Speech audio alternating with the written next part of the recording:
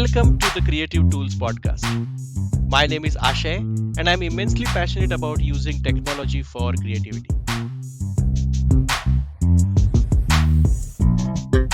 On this podcast, I talk to various creators about what tools and technology they use to be creative.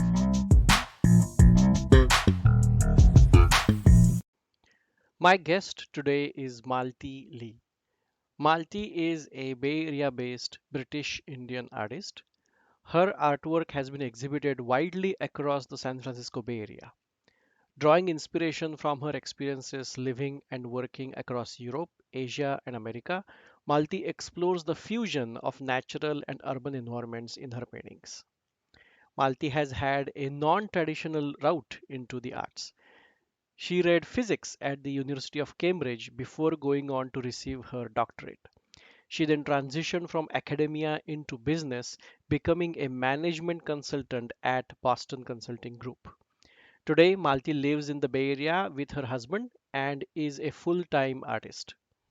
Hello, Malti. Thanks a lot for visiting my podcast. An absolute pleasure. Thanks for having me, Ashay. So let's dive right in. Could you tell us what do you create? Sure. So I'm a visual artist. I primarily paint. My medium of choice is acrylics, and my subject matter is really I love to paint flowers, expressive flowers, and bright colors with architectural details from sort of inspired by my travels around the world and places I've lived and worked as well. So combining that urban and natural on a canvas, and that's primarily what I do. So do you paint digitally or do you paint on canvas like it's a physical painting? Physical paintings is where I am. So I dabble in the digital, in the creative process, and we'll sort of get to that, I'm sure, in this podcast a little bit later down the line.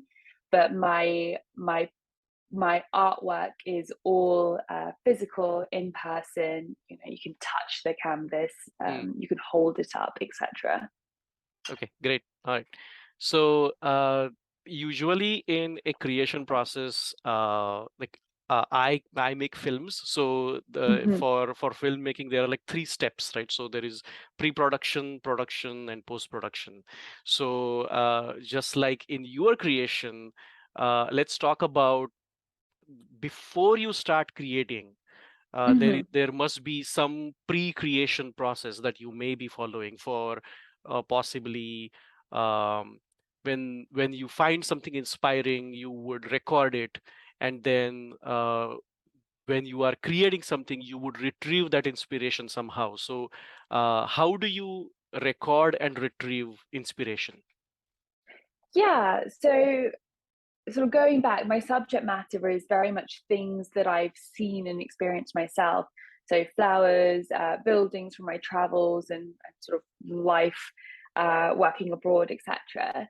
So I take lots of photos. My phone is filled with photos, and I don't have any fancy tools for it. It is my digital phone, but photos, videos, and everything else under the sun of anything pretty, basically. So when I start a project or I'm working on a brand new piece, I will absolutely go back through my photos sort of up on the cloud now as well. And what's really wonderful about that is I have so many pictures from before, even when I was thinking about painting, and I've taken these because I just love beautiful buildings and beautiful flowers, etc. And it's quite nice that I can retrieve all of these sort of sights and images that I've seen at the sort of touch of a click of a button. It's at my fingertips, and particularly now that I've moved from the UK, so I recently relocated. It means I have all my photos with me. Back in the day, before we had sort of digital photographs and everything uploaded to a cloud, you'd have to physically bring everything with you. Whereas now I can go back into photos I took a decade ago, and they're still there, which I absolutely love. So that's the pre-creation process almost. It's that digital capture of images that I see along the way. And then when I start start a piece, I will go back over these pictures, sort of come up with it'll normally be me coming up with, where did I go? Where do I want to go next in my new painting? And I very much pick a city, a place with each of my pieces. And then I'll go back over the photos and decide which sort of monuments do I want to feature, the sort of color schemes, etc. And I'll pick a palette. And then during the creation of my paintings, I actually end up using Procreate quite frequently. And I don't know if you're familiar with Procreate as a tool. Yep, I see you nodding. So Procreate, for anyone listening who isn't aware, is a digital tool. It's like a digital canvas. You can draw, you can paint, you can add layers, you can work with brushes, pens. You can manipulate photos as well on the tool. So I use that to help define my composition and play with composition. And what I mean by that is, I might have put some paints on a canvas and started off with a color palette, but I don't know how to position or draw in the sort of building that I'm focusing on, or the flowers. So I'll sort of layer those different elements on and manipulate them in the software to help me sort of figure out how do I want to create my actual physical painting, which definitely is a lot easier than it used to be, where you'd be cutting and sticking and doing many, many sketches, pen and paper, to try and figure that out. So let's go back a little bit towards again the pre-creation process, where you said you have taken a lot of pictures. Those pictures are available on Yeah, your phone. So when you decide to paint something, yeah. do you already have in your head that this is what I want to paint, and then go back to photos and look for inspiration, or you look at photos first and then get inspired and decide what to paint? A mix of both. Sometimes I have a clear view on, where I want to go. It's normally I've got a friend who's going to said place, and I wish I were there with them. And now, again, being on the West Coast, I'm much further to all the places they've been than I ever have been before. Europe is not a short flight away or a short train away anymore. So it's a mix, really. Sometimes I'll have an idea of where I'm going in my painting, and other times I just won't, in which case I'll reminisce over previous travels. And when you decide to paint, is it based on what you want to visit, or is it based on what you are probably feeling at that time? Like how much emotion, how much role emotions play when you start your creation? It's definitely very emotionally driven where I paint. It's places I normally wish I was at that moment in time. So, for example, right now I'm painting a piece sort of from Paris. It's one of the photos I took a long time ago. I just had friends who got married in France, and I couldn't visit. I can attend the wedding, so I'm very emotional about that, let's say. So I'm channeling that feeling into creating. Hmm. And then you mentioned about Procreate. So Procreate is, correct me if I'm wrong, but I think you are using Procreate to kind of like build your prototype of your painting, and then once you know the composition and once you know maybe the structure of your painting, then you would actually paint it on a canvas. Am I correct in saying that? Broadly, yes. Though the one thing to note is I never just start with Procreate. I'll actually put some paint down on a canvas, and I have sort of, if you have a look at my artwork, I normally have sort of abstract background layers of color. So I'll actually start with putting down the abstract color layers. It's sort of very intuitive painting with no real plan in mind, or I might have a vague idea of where structures might go, but it's very intuitive. And then I'll almost take a photo of what I've already done, and then I'll layer stuff on and sort of sketch on top, and play with that to understand, where do I position different things, what do the angles look like, how does it sort of come together as a piece with the more detailed layers that I then work on. How do you decide which color to put on your canvas first? How I'm feeling. Again, very emotionally driven. Sort of how I'm feeling, what I've seen recently, what's inspiring me. It's very intuitive. I tend to like bright colors, so I'm gravitating towards bright colors at the moment. But I reckon as the seasons change and sort of fall or autumn really hits us, I reckon my colors will get quite subdued and very seasonally driven as a person. Okay, and one more question about your pictures that you store on your phone. Do you tag them at all and then search with those tags later, or do you just have pictures and you just go through the entire album? I wish I wish they were tagged. Some of the more recent photos are tagged, but I mean, I've got like over a decade of photos stored up in my cloud, so most of them are not, unfortunately for me. So it is a lot of scrolling, being like, I remember I was in this country on this, like roughly this year, this month. Let me go back, find pictures from that. Okay, great. That's a great insight, by the way. Um, so let's talk about the creation aspect now. I mean, I Mhm. understood about the photos and how do you record and retrieve inspiration. Actually, I'm sorry, before we go to creation, besides photos, do you record your inspiration in any other form? Yeah, so I do sketch actually. So I normally have a pen and paper, and I do often do sketches, particularly around, I guess, flowers, buildings as well. Especially when I was traveling in Europe, I would always have pen and paper with me. So I do have sketchbooks filled with like very quick impressions and notes on Mm, places. mm. Um,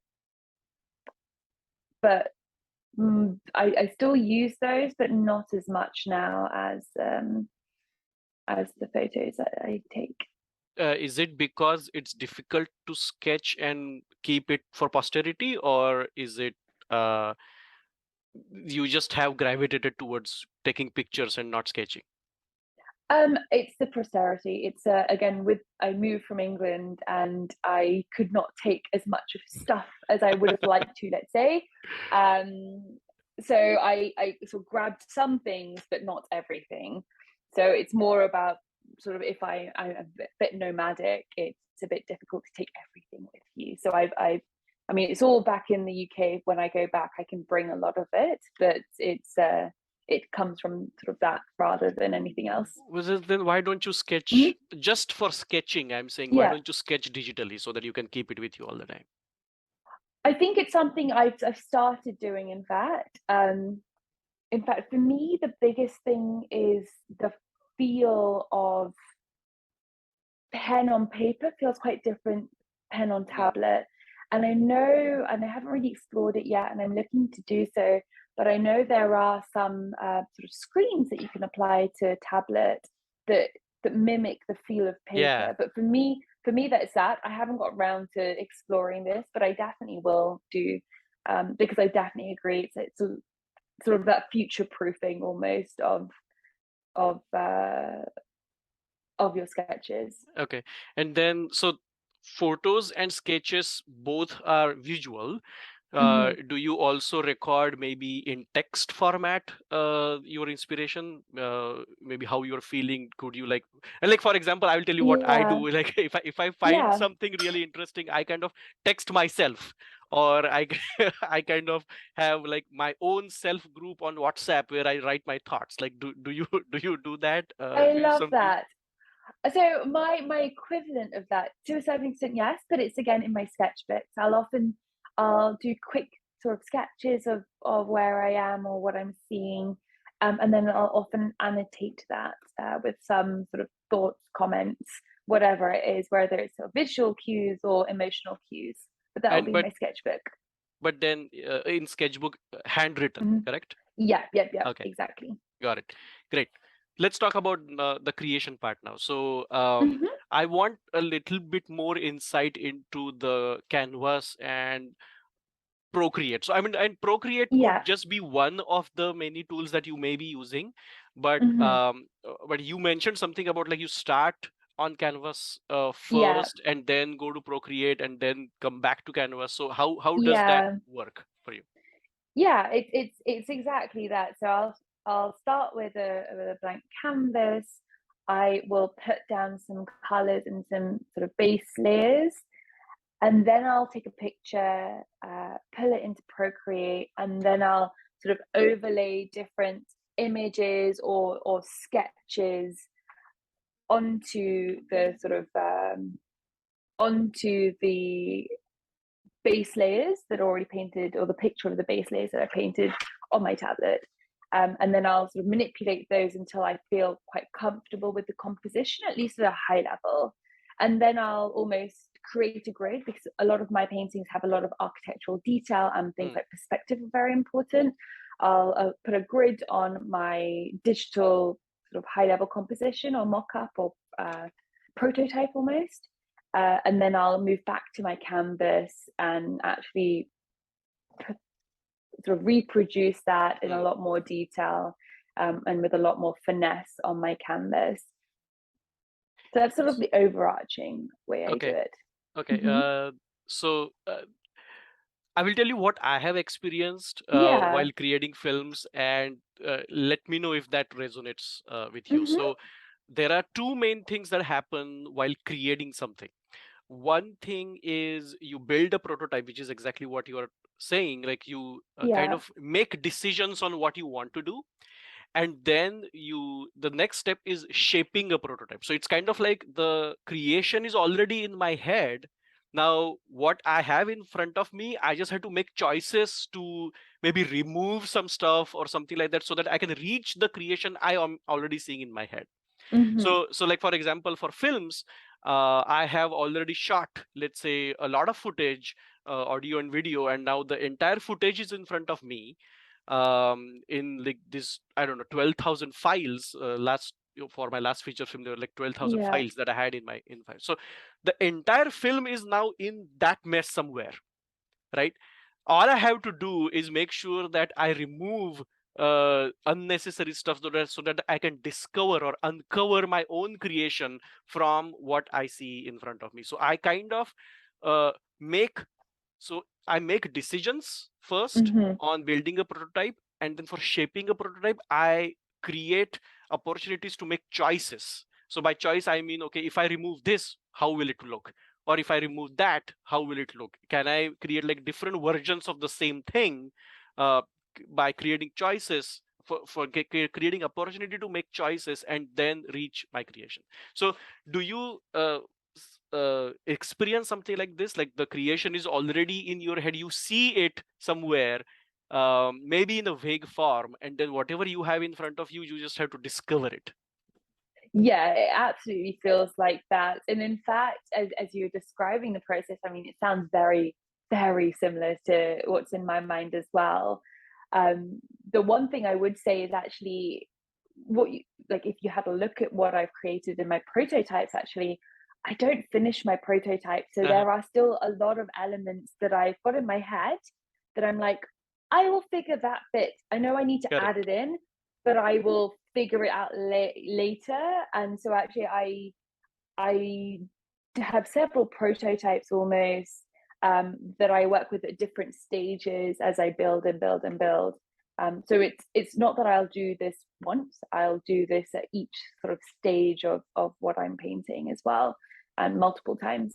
So would you, once you have built a Hmm. prototype in Procreate, let's say, and then you Yeah. go back and now you are back at the canvas and you are kind of reproducing what you Hmm. thought of, would you then go back again to Procreate while during the painting process and then do something Yes. else, change your prototype? Okay. Yeah. So I think the best way to describe at least my most recent collection is I have three sort of core layers that make up my pieces. So one is sort of intuitive abstract backgrounds, and that is me intuitive painting very freely. Two is the architectural details, and between the background and the architectural details, I will almost always use Procreate to understand the placement of the building, the sort of angles that I'll be using, the perspectives, etc., and see what fits with what I've almost produce in the background with a view of what my floral layers will look like and where they'll roughly fit in. But I don't often draw those in until I've actually drawn in or like physically produced the second layer on my canvas. And then often I'll go back again, not always, but often I do, is sort of put in those flowers, or at least almost sketch in those flowers roughly. These colors will be stuck on here, here, here, and then the composition looks balanced or it doesn't, to understand and play with that without ruining what I've already done and having to repaint everything. Right, right. Yeah, so I mean that's what I feel. The reason I feel really passionate about technology is, I mean, Mm-hmm. there are various things that have happened in technology that have kind of unblocked creativity. So Mm-hmm. like earlier, when we did not have access to digital tools at all, the art was inherently destructive. So when you paint something on your canvas, and if you want to try something new, you had to use another canvas and another paint, so you had to destroy the earlier painting or keep it aside.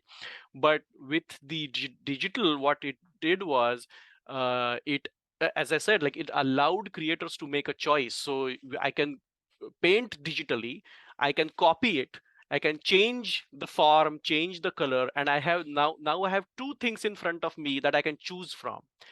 Yeah. And that's the pivotal shift that happened when things moved from analog to digital. Is the It allowed creators to make a choice rather than a decision, and which is a huge benefit, I feel, for creators. Like, for example, if you didn't have an ability to create a digital prototype Mm-hmm. of your painting and continuously have an ability to go back to your digital painting and then try something there and then try something in the real world, if you didn't have that, then it would be very much unblocking, I feel, Mm-hmm. uh, Mm-hmm. to you to create your own creations. And it has added immense value, I think, in creating something uh, uh, much in a much faster and much informed way, like not just fast but informed way. um, Yeah. uh, And just to add on that, actually, I definitely agree with that sentiment. I think it's very freeing for me being able to sort of play digitally without the worry of ruining a piece or having to do so much rework. And I think the added benefit of such digital tools and sort of abilities now around us is the sort of saving in terms of costs as well. So mhm. art materials can be so expensive, and therefore the digital tools almost lower the barrier to entry for Yeah. budding artists, which I think is so important and is probably overlooked quite often in terms of the conversation, but is absolutely brilliant in my mind because if I think about traditional painting, actually the materials cost so much Yeah. and really add up and can feel quite crippling to someone who's Right. just starting out, not making any money from this profession. Has to juggle 2 3 jobs to make ends meet, etc. So suddenly having digital tools allows you to play freely without having to invest sort of serious additional costs, which is incredible. Great. Okay, so now let's move our focus to the post creation activities. So now you have created the painting. Now, Yeah. what do you do after that? Like, and then we could talk about, like, how do you release it in the world? How do Hmm. you distribute it? Like, how do you market it? How do you let people know that you? I mean, do you even care letting people know that this is your painting? Like, how do you do that? Yeah. So for me, the marketing and sort of the post creation side of painting has been a fascinating journey. I think I mentioned previously that I've only been sort of painting full time and going to the public with my work this year. So it's I'm still on that learning curve right now, and marketing and reaching the public is very important to create a sustainable career. And so for me personally, I my primary route to my customers is direct. So it does rely on me reaching my Mm, customers. And so marketing is a big component of what I do. And with that, sort of releasing my paintings on my website. I do collection launches every sort of month normally. I'll add new paintings and I'll sort of let everyone who's interested know about that. I use a number of different tools. Social media, obviously, everyone's talking about it. You have to be on it to reach people, etc. So social media is one big one. I primarily use Instagram. So with that, there's a lot of sort of photographing and sort of video editing now with the reels and everything else that comes with it. So I'm getting much better at that side of things than I thought like I was when I started, for sure. And a lot of like content creation really is Yeah. what it is at the end of the day. So I wear that hat at some points, like pretty much every day. At some point in the day, I'm creating content. Number two, I have sort of my email distribution list. I have collectors sort of and my collectors club where I have people signed up who are interested in my work and want to see my journey. So I'll keep in touch with them regularly. Not necessarily just about sort of new releases. It will also be about what I'm up to or where I am or new projects I'm working on. And it's just a way to keep in touch a bit more directly than something like Instagram and social media, where you can't always see the people that you're necessarily following or interested in. And then I mentioned I have a website, and sort of that gets updated frequently. And then in terms of other routes to sort of put my work out there, I also sort of am reaching into different organizations and sort of publicizing through there and just meeting people. But all of my efforts are actually hyper local, I would say. So I'm very focused on meeting collectors and building my collector base in the San Francisco Bay Area right now. Excellent. So let's go back a little bit to the content creation piece, because I mean that is something that I encounter as well. Yeah. Because now, if you are an artist these days, you are just not just an artist. Like you are a content creator, you are a video editor, you are a photographer. Like for you, so you have to learn Yes. a lot of things. The tools are there, but you still have to learn them and apply them. So Yes. so for especially for photos and videos, like what do Uh-huh. you use? What tools do you use to post it to Instagram and then also create your reels? Like what do you do? What do you use? So I'm a bit of a technophobe, actually, self-confessed technophobe. So I just use my iPhone to take pictures, do all the post photo editing through the iPhone Photos app, very basic. And then I use Instagram to post, actually. I make all my reels on Instagram as well. I do not use any video editing software or additional photo editing software. It's worked well for me right now. We'll see if that changes, but I like to keep everything as simple as possible for me. And it seems to be working. So yeah, so very simple. So wait, so you create reels in Instagram app itself? Yes. Oh, I had no clue you could do that. Okay. I think that was the first way you could do it, but I know there's so many. I've tried other apps.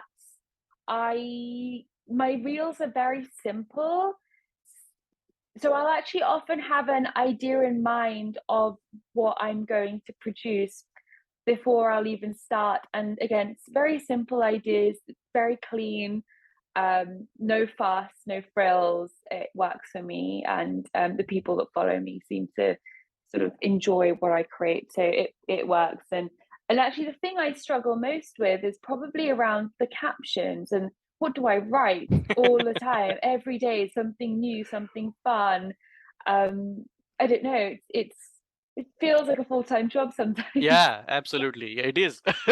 And um, do you kind of think about what you're going to post in like your next 10 posts, or you just like decide, okay, today I'm going to post about this, then one post today, then I will think about the tomorrow's post tomorrow? Like, how do you plan your posts at all? So I wish I planned. Sometimes I try to plan. My Monday, normally on my Mondays, there is a little card that pops up or a to do that pops up. Plan my week for socials, and it's often deprioritized, unfortunately. So I aspire to the sort of person that will plan social media posts. I sometimes do end up doing that, where I'll have at least an overarching, these are the messages I need to get out, and this is the type of content. I won't necessarily make the content, but at least I'll sort of write it down for the month. So at least when I go in to make it, sort of the post or create whatever it is the night before and schedule it, it will I'll have a direction in mind of what I'm actually doing, Hmm. but I don't do that nearly as much as I wish I did. Is it because you just don't get time to do that, or that the technology available or the tools available uh, are not maybe productive enough for you to do that? For me, it's the time Okay. and prioritization. Okay. Yes, that's it. No ways around it. I'm getting better at it, but it's actually, in fact, when I started this sort of pursuing art full time, um, that's the first time I started using Instagram in about 5 or 6 years. I'd stopped posting to my personal account. I barely used any sort of form of social media over the last sort of half a decade. So it's something that I haven't naturally been used to from a personal point of view in recent times. So it's sort of relearning that, getting used to putting yourself out into the public domain. Hmm. It's something that doesn't come naturally to me, or didn't, and it's something I'm relearning now as part of this So career. I mean, one of the things that I also dabble a lot in social media, and Hmm. I'm also very new to this. So, one thing that I Yeah. have realized is I kind of started posting something regularly, and then I really got bored of it. And I'm like, okay, Hmm. I can't really keep up. So, I need like a consistency maintenance or discipline maintenance tool or something like that, which will Yeah. help me be consistent. Like, so do you use any tricks or anything to be consistent on social media? Um, Nothing more than me telling myself I must be consistent whatever I do. Okay. Okay. I'm a disciplined person when I need to be. I think it's the sort of management consultant in me being like, you must do these things, therefore you will do them, kind of thing. And I have lots of to-do lists, and I'll be very fair about my to-do list. I will not remove stuff on my to-do list unless it's done or it's Okay. way past expiration date and no longer relevant. Hmm. Oh, what do you use to create your to-do list? So I have three running to do, or three tools. Let's say I have a notebook with my to-do list that goes everywhere with me, so I can just add things when it pops into my head, as well as scraps of paper all over the flat and in my bags or whatever it is, so I can always write something down. I have a Trello board as well, or several Trello boards that fit different purposes and for different things. And I have a whiteboard with sort of Hmm. priorities, calendar, all of this stuff as well, and sort of daily to-do lists. So I have many to-do lists Okay. going at the same time that Great. keep nudging me along. Nice. Okay. So, in the interest of time, let's go to Mm-hmm. the next questions quickly. So, what is the biggest challenge you think you face in your creation process? So I think for me, it's very much creating every day and being very disciplined around it. Um, now that I've committed to being a full-time artist, it's actually a lot harder to create every day and have that Hmm. inspiration and know where you're going. And there are some days I'll get up, I'll get to my studio and just not know what I want to do. Hmm. And that creative block can be quite challenging. And it's very tempting to just step away Hmm. and not do anything. But then I sort of indulged that once, and then it came to a week and I hadn't done any, like I hadn't created anything. And I'm like, that is not an okay option. Um, to let a whole week go away without creating or painting. So for me, I think being really disciplined around painting has been a surprising challenge that I didn't anticipate when committing to this, because previously I painted as a hobby, and so I painted when I wanted, and there was no expectation on myself to do that every day. And again, this is coming from my own experience. That's why I'm Mm-hmm. asking this question. Yeah. Do you feel lonely when you are creating something? Or I mean, exactly what you said. Like, do you go to your studio and there is creative block? So do you feel lonely? Yeah, I think somewhat. It's been interesting. I mean, to be fair, I did a I have a PhD in physics where I'd spend 6 to 8 hours a day in a dark lab where you can't have any light or sound. So Okay. I'm very used to sensory deprivation to that extent. 4 years of that trains you to be used to being alone. I listen to podcasts, I listen to music, I have my actually capability, like I have mechanisms to work around that now Mm, after the PhD training. nice. Great. And I think the last question, Hmm. what is your vision for your creations? Like, where do you want to go? Yeah, I mean, I think I've mentioned a couple of times, I'm starting out doing this as a full-time career this year, and I've been hyper focused on uh, getting my work in front of the local community in the San Francisco Bay Area. When I look forward, what I really aspire to is having much more of that global reach, whether that's through sort of direct marketing, through sort of art festivals and fairs globally and nationally as well, and or through galleries. Looking forward as I build my portfolio and my work as well. So that's sort of the global arching goal that I'm looking to, which is really exciting. Very, very much looking forward to it all, but a little bit intimidating. But there's lots of steps on that and things I need to do to get there. Great. Thanks a lot, Malti, for your time. And thanks. I really enjoyed our conversation. Such a pleasure, Shay. I really enjoyed it too. This has been fabulous. Yep. Thanks for tuning in. If you are a creator, I would love to talk with you. Please connect with me through my website or social media. See you in the next episode.